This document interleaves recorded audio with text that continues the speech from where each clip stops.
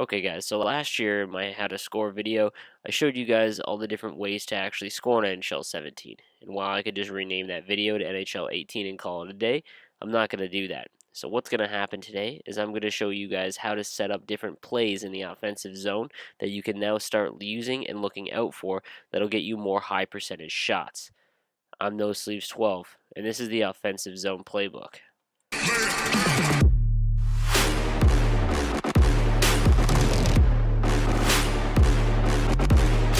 So guys, I do need to mention, go watch last year's video if you haven't so you're caught up about the go-to goals. They are the exact same in NHL 18. Today's video is going to show you how to put them into action. The struggle a lot of players is facing aggressive AI with an opponent who doesn't pinch or bite on the rushes. Many of you will skate down the wing and curl into the middle to try the short side wrister, and that's an easy go-to goal. But what if you're playing the 1-4, or someone who collapses? You need to be able to adapt to what is open. Before we go any further, also make sure your lineup and settings from my prior video for NHL 18 is also in place because all of these plays are predicated on those settings. I also need to mention I'm using one or two of my clips from NHL 17 in this video. Reason being is it is exactly the same in NHL 18, but it is the perfect clip to describe what I'm trying to get across to you guys. So I'll let you know when it's NHL 17 because unfortunately you can't really tell because it's almost exactly the same. So first up is the draw play. This is an NHL 17 clip. Let's start with dealing with the 1-4 or getting into the zone. This play will work against lesser opponents almost always, and if you do it enough, your opponent's going to actually catch on and it'll actually open up more options for you. In this example, I'm using a left-handed player. Simply use the opposite if you're right-handed. You want to skate that player over the blue line towards the right-hand boards if they're left-handed, while holding the backhand deke. What will happen is you will draw 1, 2, and sometimes 3 players depending on the opponent's D pressure setting. Once they've closed in on you, continue holding the backhand deke and pass back towards the middle of the point. You're going to catch your streaking player at the top of the slot, which then gives you many options. Snipe top shelf, look for a cross crease pass, or simply skate down low to set up the overload. If you've done this repeatedly, watch for your opponent to the user controlled player of your opponent to not close in on you, but to skate back to the point to cover this pass. When this happens, simply skate it down low and set up the overload. Another reason why I'm going to call this play the draw play is because what's going to happen is when you hold the backhand deke, or forehand deke for that matter, you're going to draw a ton of penalties. I showed you a clip or a few clips right there. It's just how effective it is. When you're holding a deke, any time that there's a pocheck near your feet, you're 10 times more likely to get tripped up. Alright guys, on to the overload. Just like last year, the overload should be your go-to setup. When executed, it is extremely hard to defend, especially if your opponent doesn't know how. Essentially, it's 3 along the boards that you can pass quickly between until the point or slot one-timer is freed up. This is one of the most effective strats in NHL, and the second a user puts pressure on you or pulls his defenseman out of the slot to attack you, he basically puts his nuts in a vice, and you're open to bake his biscuit with a crispy piss missile. Seriously, guys, just practice the overload. The middle tier players have a very hard time defending this. Alright, guys, enough of the history lesson. These are all going to be NHL 18 clips going forward, and all of these plays I can guarantee you will work in the new game. So, this one is going to be called the triangle. This is an extremely popular play in competitive EA Sports Hockey League. What this play will be used for is everyone using the skill zone or collapsing defense. Once you have the overload set up or a cycle, you need to send it back to the point. Skate into the high slot.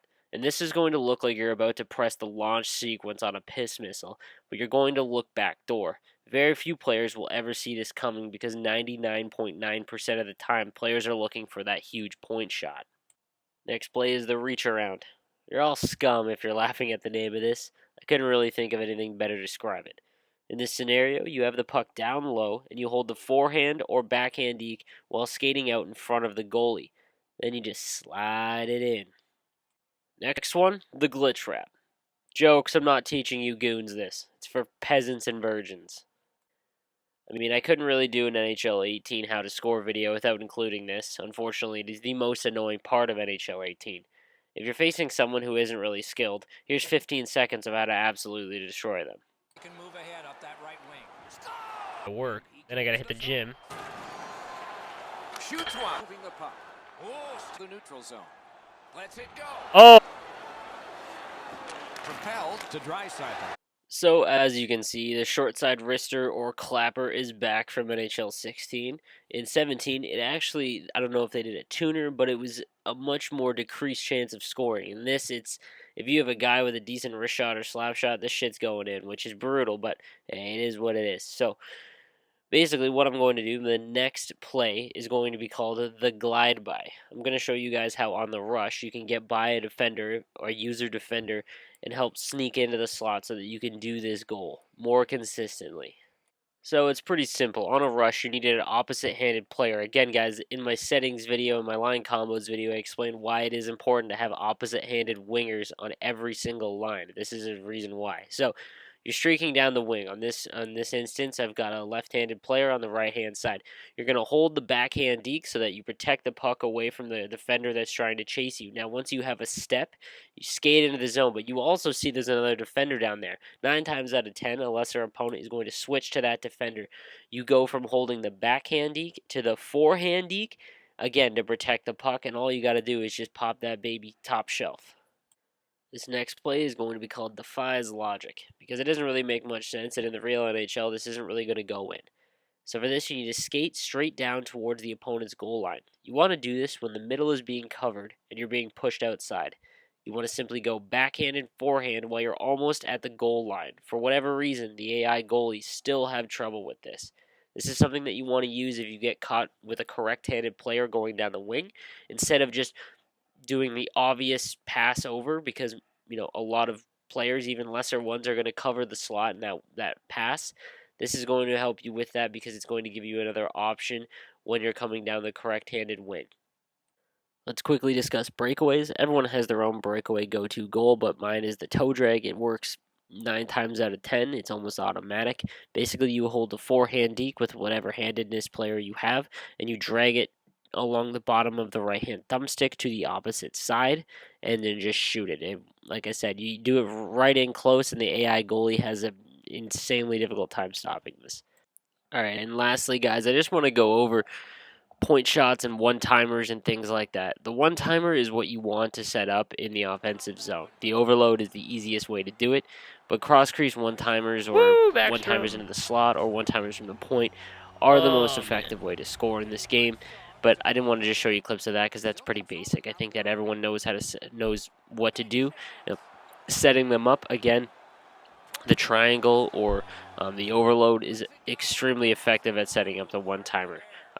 What I recommend is watching for the opponent to actually control his defenseman to get his defense. Once he controls his defenseman, then the slot is always a little bit more opened up, guys. So just be on the lookout for that kind of stuff. Lastly, I want to talk about face-off plays. Basically, what you want to do is anytime that you win a draw, you have the opposite-handed players on your wings. And again, why I have that set up on every single line is for instances like this.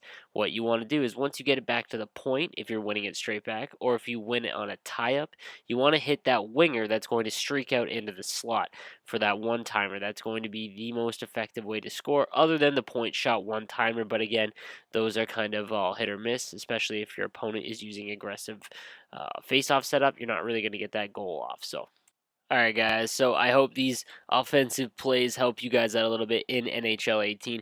Again, if you haven't watched my NHL 17 video on how to score, I totally recommend you do that because those goals are exactly the same in NHL 18.